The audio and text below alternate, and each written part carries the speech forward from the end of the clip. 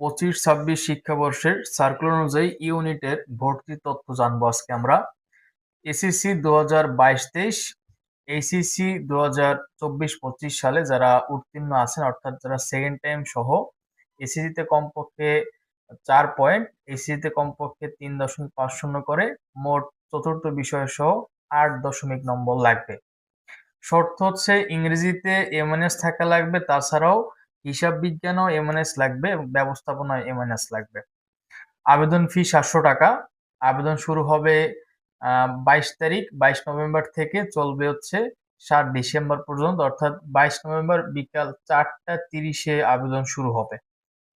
মানবন্টন হচ্ছে বাংলায় 20 নম্বর, ইংরেজিতে 20 নম্বর, হিসাব বিজ্ঞানে 20 নম্বর, ব্যবস্থাপনায় 20 নম্বর, এই মোট 80 নম্বর।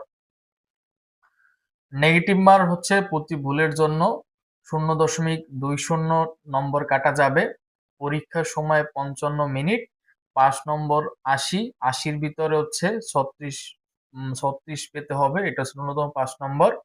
পরীক্ষার ফলাফল পরীক্ষা শেষের 7 দিনের মধ্যেই দেওয়া হবে, আর সম্ভাব্য পরীক্ষার তারিখ 21 ডিসেম্বর থেকে 31 ডিসেম্বরের মধ্যে, অর্থাৎ শুক্র শনিবার সরকারি ছুটির দিন পরীক্ষার তারিখ পড়বে।